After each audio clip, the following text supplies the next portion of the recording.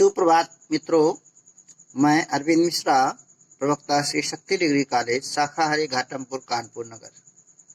आज आपको अधिगम के सिद्धांतों के अंतर्गत कोल वर्ग का नैतिक विकास का सिद्धांत बता रहे हैं। इसे अवस्था का सिद्धांत भी कहते हैं। तो लॉरेंस कोलबर्ग जो एक अमेरिकी मनोवैज्ञानिक थे और ये जॉन डीवी के प्रवर्तक थे। इनके सिद्धांत को स्तर का सिद्धांत भी कहते हैं। इन्होंने बाल्यावस्था से किशोरावस्था तक लगभग 10 से 16 वर्ष के बालकों का नैतिक स्तर का अध्ययन किया था और इन्होंने लगभग 72 छात्रों पर शोध किया था। इन्होंने बच्चों के 20 साल तक का साक्षात्कार किया, फिर 6 चरणों में इनको बांटा। इन्होंने 10 से 16 वर्ष के बालकों के बीच कहानियों के रूप में नैतिक दुविधाओं को प्रस्तुत किया और इन्हीं दुविधाओं पर आधारित साक्षात्कार लिए।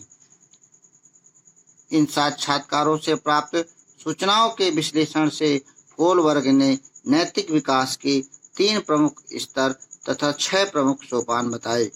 कोलबर्ग ने कहा कि प्रत्येक बालक को इन अवस्थाओं से गुजरना होता है। प्रत्येक अवस्था की तर्क शक्ति बालक में नए रूप में जन्म देती है। पहला स्तर आता है पूर्व परंपरागत स्तर, इसे कहते हैं पूर्व लौकिक स्तर भी कहते हैं, पूर्व नैतिक स्तर भी कहते हैं। अंग्रेजी में केवल एक प्री कन्वेंशनल स्टेज, इसलिए कहते हैं अंग्रेजी आप लोग जरूर देखा करें। तो इस स्तर पर बालक अपनी आवश्यकताओं के संदर्भ में चिंतन करते हैं। नैतिक दुविधाओं से युक्त प्रश्नों पर उनके उत्तर प्रायः उनको होने वाले लाभ या हानि पर आधारित होते हैं। नैतिक कार्य अच्छे या बुरे कार्यों में निहित होते हैं, न कि अच्छे बुरे व्यक्तियों में। सामाजिक व सांस्कृतिक नियमों जैसे अच्छा या बुरा, सही या गलत आदि की व्याख्या मिलने वाले दंड और पुरस्कार अथवा नियमों का समर्थन करने वाले व्यक्तियों का शारीरिक सामर्थ्य अथवा होने वाले स्थूल परिणामों से आंकी जाती है।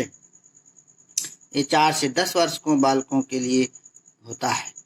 तो इसका क्या मतलब, बालक को जब दंड पुरस्कार मिलता है और तो वो अच्छे बुरे, जो उसे अच्छा होता है उसे करते हैं, जैसे गलत लगता है उसे नहीं, तो अच्छे बुरों के आधार पर इस कार्य को करते हैं।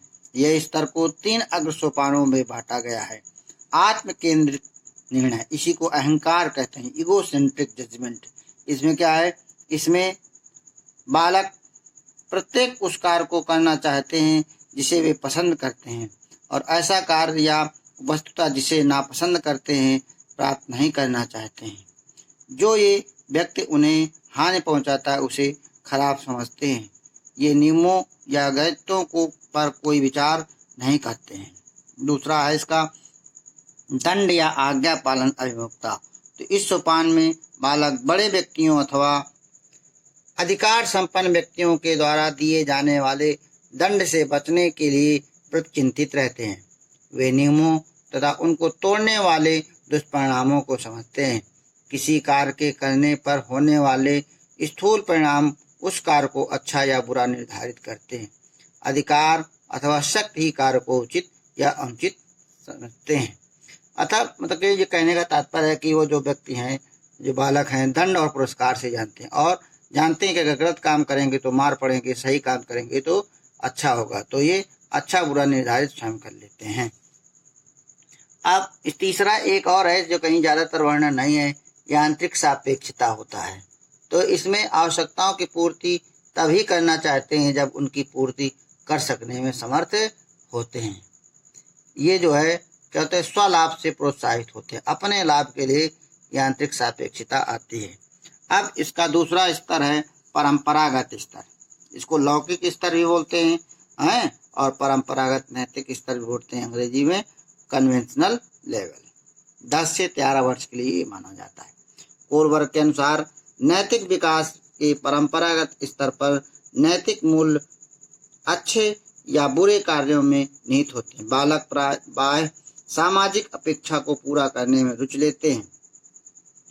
वे अपने परिवार, अपने समूह अथवा अपने राष्ट्र की अपेक्षाओं को पूरे करने को महत्व देते हैं तथा महत्वपूर्ण व्यक्तियों तथा सामाजिक व्यवस्था के अनुरूप कार्य करते हैं। उनमें परंपरागत नियमों तथा दायित्वों के प्रति समर्थन तथा औचित्य का भाव रहता है। इसे दो उप सोपानों में बांटा गया है। एक है परस्पर एक रूप अभिमुखता, इंटरपर्सनल कंडीशन ओरिएंटेशन, और ये प्रशंसा और सम्मान के नाम से भी जानी जाती है। इस सोपान में बालक अच्छा बनकर अन्य व्यक्तियों से प्रशंसा प्राप्त करना चाहता है। वे अच्छे बालक व अच्छी बालिका जैसा व्यवहार करने में रुचि लेते हैं। जो कुछ अन्य लोगों को अच्छा लगे वही उत्तम मानते हैं। बालक दूसरे बालकों के भावों तथा इरादों को ध्यान रखने की आवश्यकता के प्रति सजग रहते हैं। इस सोपान पर सहयोग को सर्वोत्तम आचरण के रूप में स्वीकार किया जाता है। इसी का दूसरा आता है अधिकार संरक्षण अभिमुखता, अथॉरिटी मेंटेनिंग। इस सोपान में बालक सामाजिक दृष्टि से स्वीकृत नियमों तथा दायित्वों के अनुरूप कार्य करने की भावना को प्रोत्साहित कर रहते हैं। वे सर्वहित से विद्यमान सामाजिक व्यवस्था को बनाए रखना चाहते हैं। वे समझते हैं कि समाज में एक व्यापक सामाजिक प्रणाली है जो उसमें रहने वाले व्यक्तियों के व्यवहार को नियंत्रित करती है। उनके विचार में नैतिकता का आधार सामाजिक व्यवस्था है तथा व्यक्तिगत हानि की स्थिति में भी नियमों का पालन करते हैं। वो जान जाते हैं कि सामाजिक व्यवस्था ही सब कुछ है और कुछ हानि भी है तब भी नियमों का पालन किया जाता है। तीसरा आता है उत्तर परंपरागत स्तर, पश्चात लौकिक स्तर कहते हैं, पोस्ट कन्वेंशनल स्टेज, आत्म अंगीकृत नैतिक मूल स्तर भी कहते हैं। ये 13 वर्ष के बाद प्रौढ़ावस्था तक रहते हैं। तो नैतिक विकास के इस तृतीय, इसको सर्वोच्च अवस्था भी कहते हैं, तृतीय या सर्वोच्च स्तर पर उन नैतिक मूल्य या नैतिक सिद्धांतों को परिभाषित करने में स्पष्ट प्रयास करने लगता है जिनकी सामाजिक दृष्टि से वैधता या उपयोगिता होती है तथा जो स्वनिर्धारित नैतिक सिद्धांतों के प्रतिनिष्ठा तथा अनुसरण करने की भावना होती है।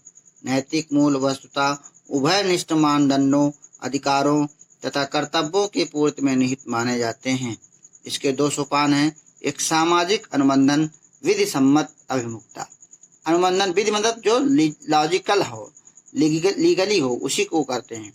इस सोपान के अंतर्गत उचित कार्यों को आलोचनात्मक ढंग से परख कर समस्त समुदाय के द्वारा स्वीकृत किए गए समान व्यक्तिगत व्यवहारों व मानदंडों के रूप में परिभाषित करने की प्रवृत्ति आ जाती है, अर्थात सामाजिक समझौता वो कर लेते हैं। नियमों के पर बल दिया जाता है। विधि सम्मत नियमों के अतिरिक्त स्वतंत्र स्वीकारोक्ति या समर्पण भाव व्यक्ति को अपने दायित्व का पालन करने के लिए प्रेरित करता है। अब अगला आता है सार्वभौमिक नैतिक सिद्धांत अभिमुखता। इसे विवेक की अवस्था कहते हैं। इस सोपान में व्यक्ति उचित या अनुचित का निर्णय ऐसे स्वनिर्धारित नैतिक सिद्धांतों के आधार पर करता है जो तार्किक व्यापकता, सार्वभौमिकता तथा एक रूपता से युक्त होते हैं। ये सिद्धांत अमूर्त तथा नैतिक बोध से युक्त होते हैं।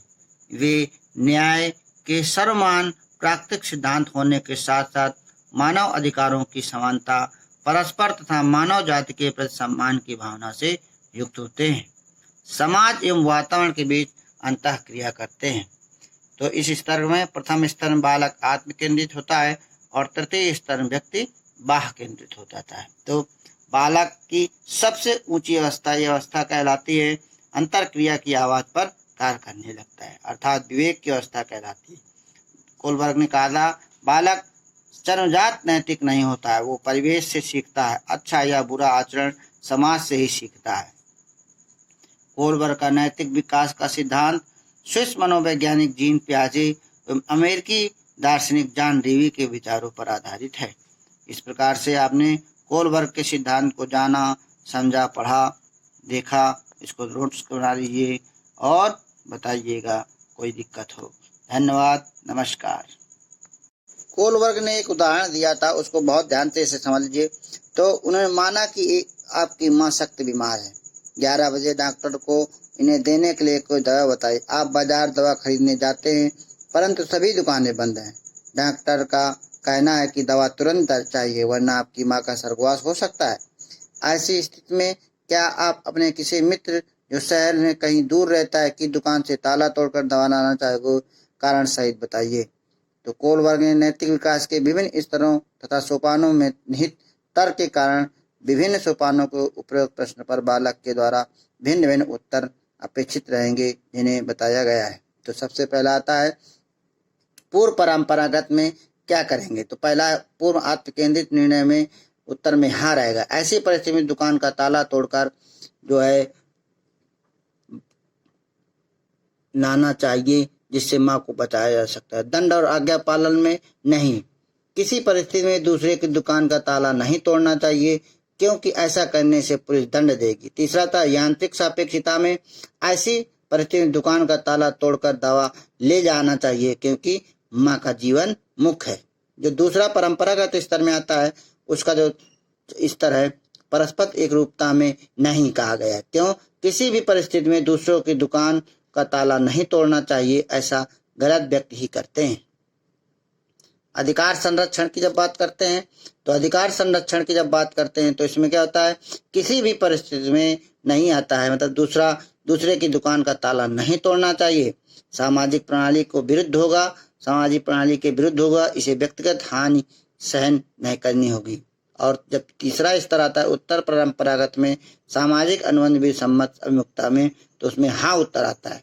सामाजिक नियमों एक दूसरे के लाभ के लिए बनाए गए, इसलिए परिस्थिति को तत्कालिक आवश्यकता को देखते हुए दुकान का ताला तोड़कर दवाई लानी चाहिए। और छठवां जो सार्वभौमिक नैतिक सिद्धांत आता है इसमें भी हाँ उत्तर आता है। किसी भी मानव जीवन को बचाना मुख्य है, इसलिए ऐसी संकटकालीन स्थिति में मित्र की दुकान का ताला तोड़कर दवा लेनी आनी चाहिए। तो इस प्रकार इनका उदाहरण था। Thank you.